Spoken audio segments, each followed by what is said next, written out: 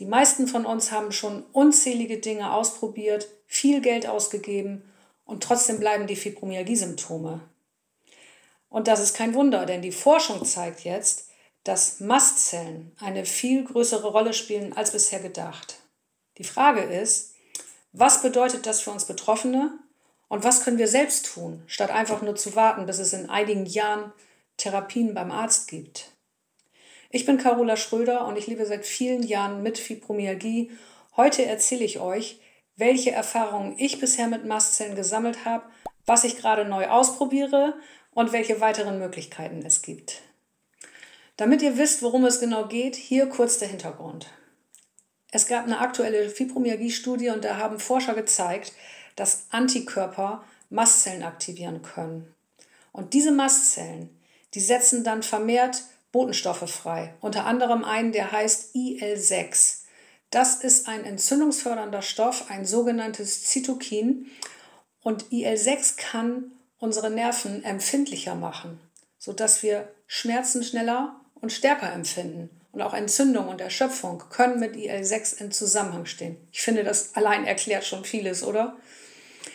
Mastzellen schütten aber nicht nur IL-6 aus, sondern auch viele andere Stoffe, zum Beispiel Histamin, das kennen viele von euch, und auch Tryptase. Und auch diese Stoffe können Nerven reizen. Und die wirken zusätzlich noch auf andere Bereiche im Körper. Und darum geht es mir nicht nur um IL-6, sondern es geht mir darum, die Mastzellen insgesamt ruhiger zu bekommen. Das alles finde ich ganz schön spannend und endlich gibt es in der Forschung Erklärungen für Fibromyalgie und das sind ja Fakten. Fakten, die kein informierter Arzt mehr ignorieren kann. Und in diesem Video, da erkläre ich, warum diese Ergebnisse so spannend sind. Schau da gerne mal rein, wenn du das noch nicht kennst. Gegen IL-6 direkt können wir zurzeit kaum was tun, aber darauf komme ich später noch zu sprechen. Bevor wir gleich zu Medikamenten und anderen Möglichkeiten kommen, erzähle ich dir jetzt erstmal, welche Nährstoffe ich auch wegen der Mastzellen schon lange nutze und was ich bei der Ernährung dazu beachte. Denn ich habe zusätzlich noch die Diagnose MCAS, also Mastzellaktivierungssyndrom, und da gibt es einiges, was die Mastzellen stabilisieren kann. 3 Nährstoffe können direkt auf Mastzellen wirken und da fange ich mit Vitamin C an. Das stabilisiert die Mastzellen und wirkt dort als Antioxidant. Außerdem unterstützt es den Abbau von Histamin. Ich nehme gepuffertes Vitamin C über den Tag verteilt in kleinen Mengen ein und ich habe durchaus den Eindruck, dass es mir hilft, dass es lindert. Und der nächste Nährstoff, das ist Magnesium. Magnesium stabilisiert die Zellmembranen und das erschwert die Ausschüttung von diesen ganzen Botenstoffen. Und das zeigen auch Studien. Bei Magnesiummangel schütten Mastzellen leichter Histamin aus, was natürlich nicht gut ist. Auch diesen Nährstoff nehme ich mehrfach täglich ein und ohne Magnesium geht es mir einfach nur schlecht und ich bekomme viele Symptome. Und falls du zum Magnesium Fragen hast, dann schau einfach mal in dieses Video rein. Da gehe ich auch auf die verschiedenen Magnesiumformen ein. Ja, und der dritte Nährstoff für die Mastzellen, das ist Omega-3. Omega-3-Fettsäuren wie EPA und DHA, die können die Produktion von entzündungsfördernden Stoffen wie IL-6 und anderen senken und unterstützen gleichzeitig die sogenannten Entzündungslöser, also die Gegenspieler, die den Entzündungsprozess wieder beenden. Und in meinen Videos habe ich ja schon oft erzählt, dass Omega-3 für mich ein großer Gewinn ist. Und falls das Thema für dich neu ist oder du mehr darüber wissen möchtest, dann schau am besten in dieses Video hier rein. Ja, und ich fände es natürlich super, wenn du auch von deinen Erfahrungen mit diesen Nährstoffen berichten würdest. Vielleicht magst du ja mal in den Kommentaren erzählen, wie das bei dir aussieht. Neben Vitamin C, Magnesium und Omega-3 gibt es noch weitere Nährstoffe, die zwar nicht direkt auf die Mastzellen wirken, aber das Immunsystem insgesamt in ein besseres Gleichgewicht bringen und damit ja indirekt dann auch die Mastzellen entlasten. Und dazu gehören zum Beispiel Zink, Selen und Vitamin D, alles Sachen, die ich auch regelmäßig einnehme. Ja, und dann gibt es noch ein paar Pflanzenstoffe, über die man ja viel liest, zum Beispiel Quercetin oder Curcumin oder Boswellia. Die gelten als antientzündlich und mastzellstabilisierend, habe ich auch gelesen. Ich selbst habe damit bisher aber keine Erfahrung gemacht, aber vielleicht kennt es ja jemand von euch und kann Positives berichten, dann schreibt doch einfach mal in die Kommentare, ist einfach für uns alle interessant. Ja, und ich war neugierig. Ich habe mich ein bisschen informiert und ich war neugierig, ob man den Histaminabbau in den Mastzellen vielleicht noch gezielter unterstützen kann. Und da probiere ich gerade was Neues aus, nämlich Folat, also Folsäure, B12 und SAMe. Das sind Kofaktoren für ein Enzym, das dieses Mastzellhistamin abbaut. Ob das bei mir einen Effekt hat, das weiß ich noch nicht, denn ich teste das gerade erst seit kurzer Zeit, da muss ich noch ein bisschen abwarten. Ja, und ein weiterer wichtiger Punkt ist die Ernährung. Es gibt nämlich Lebensmittel, die mastzellaktivierend sind. Und das kann natürlich bei jedem auch ein bisschen unterschiedlich sein. Bei dem einen ist es dies, bei dem anderen ist es das. Am wichtigsten sind hier die sogenannten Histaminliberatoren. Das sind Lebensmittel, die zwar gar nicht unbedingt viel Histamin enthalten, aber die regen die Mastzellen direkt an, vermehrt Histamin auszuschütten. Und dazu gehören nur mal so als Beispiel Tomaten, Erdbeeren oder auch Zitronen und es gibt noch einige weitere. Aber es ist nicht so, dass jeder gleich darauf reagiert und man muss nicht unbedingt auf Tomaten und Erdbeeren und Zitronen reagieren, sondern vielleicht auch nur auf eins davon. Also da gibt es wieder so ein breites Maß.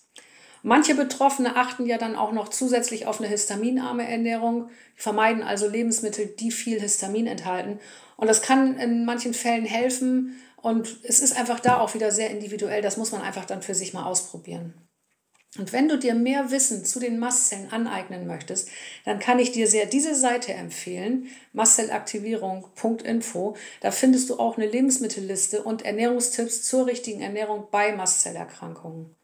Und ganz allgemein hilft ja eine antientzündliche Ernährung, also viel Gemüse, gesunde Fette, das Meiden mancher Kohlenhydrate und noch einiges mehr. All das hilft, das Immunsystem in Balance zu halten, denn Mastzellen sind ja Immunzellen. Und auf all das gehe ich natürlich auch in meinem Ernährungscoaching ein. Ja, mir helfen all diese Maßnahmen sehr, aber mir war ehrlich gesagt gar nicht so bewusst, dass die Mastzellen dabei so stark im Vordergrund stehen. Und deshalb möchte ich jetzt einen ganz wichtigen Punkt ansprechen. Von großer Bedeutung bei Mastzellen ist es, Auslöser zu meiden. Mastzellen reagieren auf ganz verschiedene Dinge und das ist bei jedem ein bisschen anders. Manche reagieren auf bestimmte Lebensmittel oder Zusatzstoffe, andere auf Düfte, auf Rauch, Medikamente. Auch Stress, starke Gefühle oder Überlastung können dazugehören. Und selbst körperliche Reize wie Druck, Reibung oder Wetterwechsel können Mastzellen anfeuern. Ja, und zum Wetter, gerade im Herbst, nenne ich in diesem Video 5 Dinge, die mir gut tun und vor allem, die mir geholfen haben, meine Wetterempfindlichkeit Stück für Stück loszuwerden.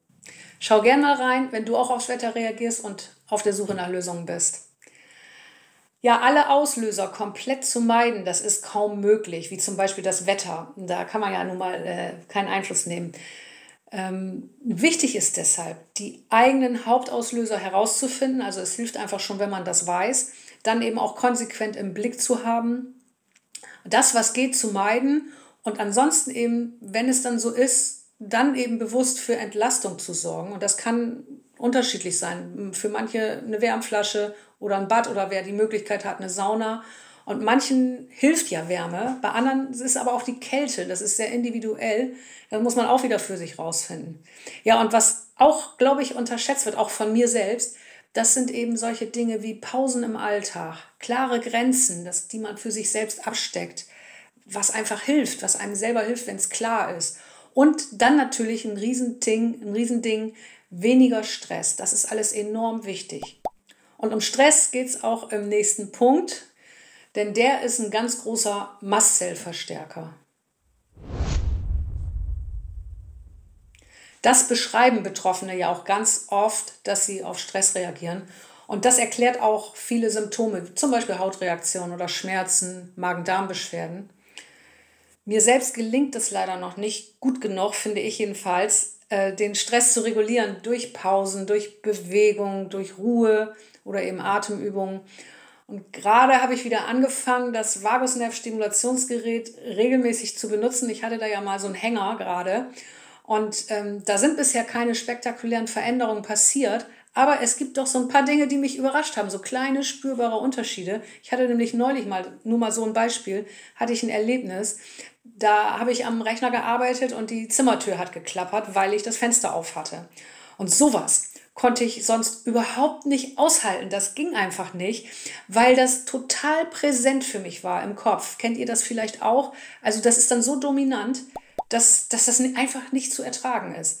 Aber dieses Mal habe ich das nur unterschwellig wahrgenommen. Ich konnte konzentriert weiterarbeiten. Mich hat das gar nicht wirklich gestört. Ich habe das immer nur so im Hinterkopf so ein bisschen wahrgenommen.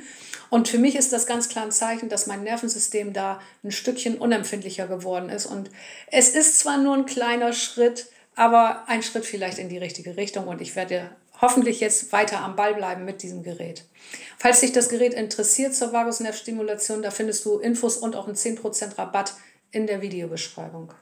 Ja, nun fragt ihr euch vielleicht, ob es neben diesen Selbsthilfemaßnahmen auch Medikamente gibt, die weiterhelfen können.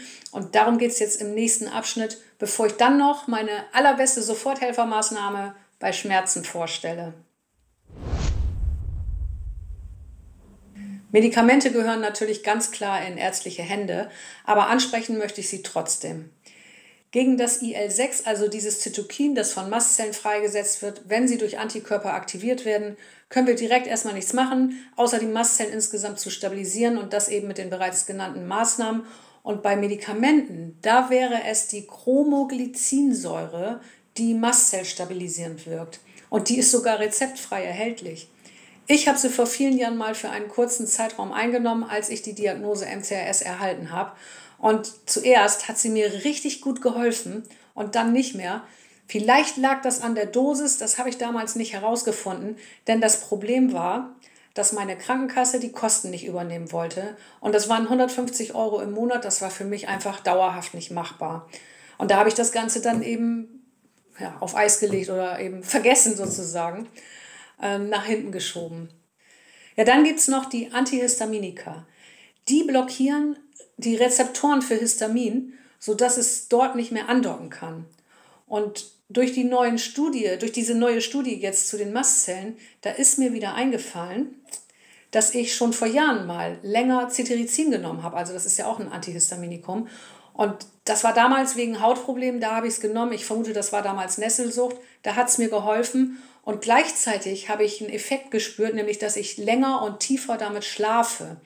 Vor kurzem habe ich dann wieder mit Cetirizin begonnen und tatsächlich, ich schlafe nun statt 5 bis 6 Stunden eher 6 bis 7. Durch natürlich in einem Stück. Die erste Woche war damit ein bisschen holprig, aber inzwischen komme ich damit wirklich gut zurecht. Und dann gibt es noch LDN, Low-Dose Naltrexon. Erste kleine Studien zeigen, dass es Entzündungsstoffe wie IL-6 senken kann und vielleicht auch bei Fibromyalgie hilfreich ist, zum Beispiel bei Schmerzen oder beim Schlaf. LDN ist allerdings nicht offiziell für Fibromyalgie zugelassen. Es wird also nur in besonderen Fällen von bestimmten Ärzten auch nur verschrieben, meistens auf Privatrezept.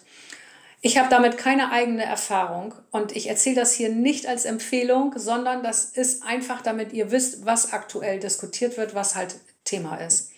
Ja, wie sieht das aus? Wie ist es bei euch mit LDN? Habt ihr davon gehört? Habt ihr vielleicht eigene Erfahrungen damit gemacht? Schreibt es doch bitte in die Kommentare, das ist so interessant für viele von uns. Übrigens, auch Medikamente können die Mastzellen reizen. Und welche das sind, das ist unterschiedlich.